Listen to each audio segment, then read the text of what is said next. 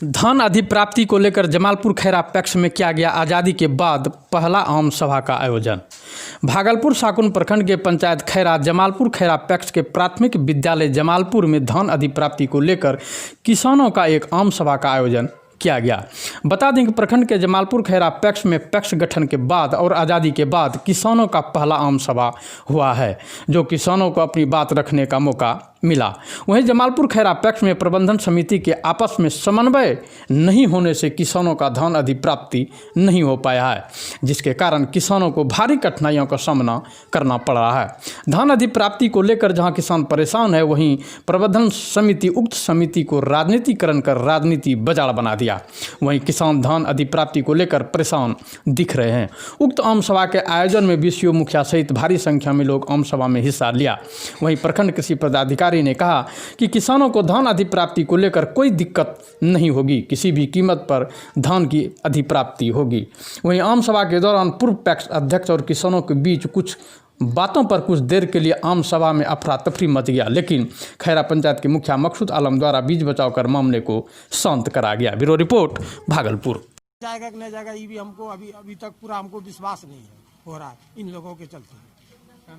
हमारा नाम खुर्शीद है, घर खैरा। साकुंड प्रखंड में लगभग सभी पैक्स में धान की खरीद शुरू कर दी गई। तो धान खरीद की प्रक्रिया 23 नवंबर से जारी है। तो इसके लिए एक समिति की तरफ से एक प्रस्ताव जाता है जिला सहकारिता पदाधिकारी भागलपुर के पास।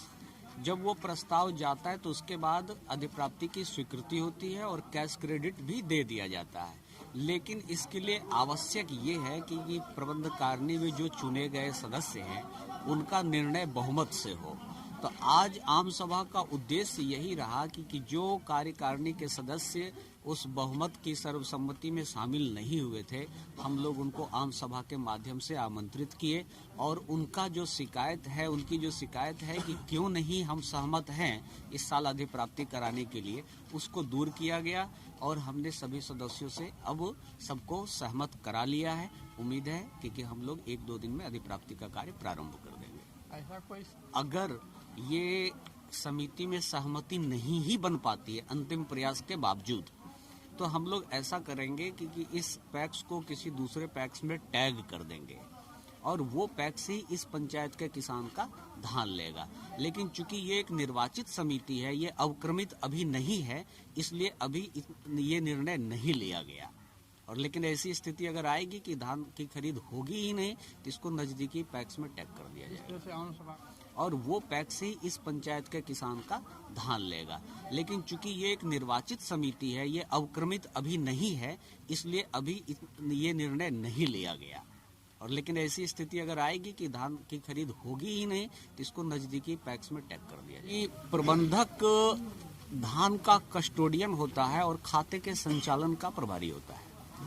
लेकिन आम सभा या कार्यकारिणी की बैठक में प्रबंधक के वोट का कोई महत्व नहीं होता है। निर्णय ये कार्यकारिणी का ही होता है, हमेशा से, पहले भी ऐसा रहा है और आगे भी ऐसा होगा। प्रबंधक की उपस्थिति आम सभा में अगर नहीं है तो हमको उनके हस्ताक्षर की जरूरत अभी इसलिए आम सभा में तो कम से कम नहीं है।